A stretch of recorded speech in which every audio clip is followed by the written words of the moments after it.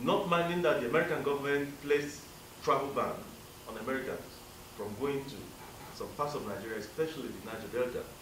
Dr. Lafayette, Captain Charles Alkin, and their crew, they all went to the Niger Delta to train and transform these people.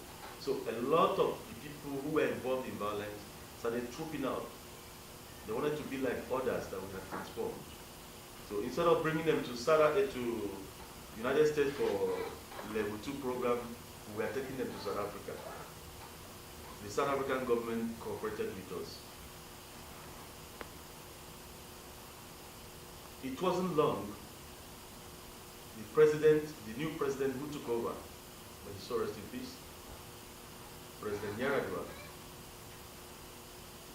called his security team and said, we have a security report that there are some Americans with a Nigerian organization transforming the militants of the Niger Delta region. Don't you think if we do this on a larger scale, there will be peace in the Niger Delta region? And they said, yes, we could give it a trial. So the president himself sponsored 600 commanders from the militant camps to the program. They were all trained and transformed and made staff of our organization to help to go to the communities and bring about social change. So people were now seeing those who were carrying wielding guns and killing people. There was this boy he transformed, the boy with nonviolence program. The guy had killed over 80 people and was always crying, how do I live this life? This kind of life, how do I live it behind me?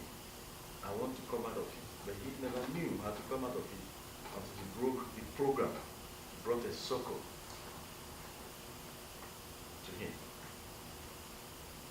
So the president sponsored 600 commanders to the program. We trained and transformed them. That was what gave rise to the presidential amnesty program in Nigeria that is so popular. It was a transformation of those 600 commanders, well-known commanders of the militant groups, that made the president to say, in that case, if we give them pardon, this group will train and transform them. And the security chiefs said yes. So the president now decided to declare amnesty for every Niger Delta militant. That was the beginning of this success story, because the 30,000 of them embraced peace, surrendered their weapons because they want to be like others Dr. Lafayette had trained before now. Everybody wanted, even their leaders. So they embraced it. And when amnesty was declared, the United Nations, they were coming to take over the DDR. DDR means disarmament, demobilization, and reintegration program. They wanted to take over, but the president said no. We have a homegrown organization working in tandem with the Americans that will do this. The UN, you stay there, UN. Dr. Lafayette and his team will handle it. So we brought in Dr. Lafayette, and they trained 30,233 ex-militants of the Niger Delta region using nonviolence education to train and transform them. Today, those people who have been forgotten, who were hitherto forgotten by their country, those people who were hitherto derided, who were hitherto feared, who lost hope in themselves, some of them are pilots today, flying planes. These lives could have been lost. But after their transformation using nonviolence program, the government designed another program of reintegration, making it possible that they are giving another kind of training, because before now, the only thing they knew was how to handle the trigger. But this time around, some of them are in universities, some of them are in aviation schools, some are already pilots flying planes today. We have some of them in the United States. We have about 26 countries harboring our trainees.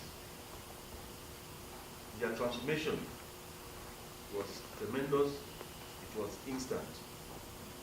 And today, Nigeria's crude oil export output is about 3.5 million barrels per day. That was the success story of nonviolence action. Without nonviolence action, maybe we may have still been in the trenches today, fighting a violent battle with them. Then with the advent of nonviolence, they give opportunity to peace. They decided to embrace peace. The whole world, including your American nation, is reaping the benefits of what these people did in Nigeria. Because when the Nigerian sweet crude is not being produced, it affects you over here. It affects the price of the global price of oil. But today, we had risen from 600,000 barrels of crude oil in 2005 at the height of violent militancy to 3.5 million barrels per day because of the amnesty program, which was anchored on the nonviolence program. So that's where we are today. Thank you very much. Thank you for your patience and your interest and intensity. And we just want to say, we are overcoming. That's going to be the new verse to the song. We are overcoming. We are overcoming today. We are overcoming today. Oh, in Nigeria. In Nigeria. I do believe we are overcoming today. Thank you. See you at the monument. Bueno, bueno.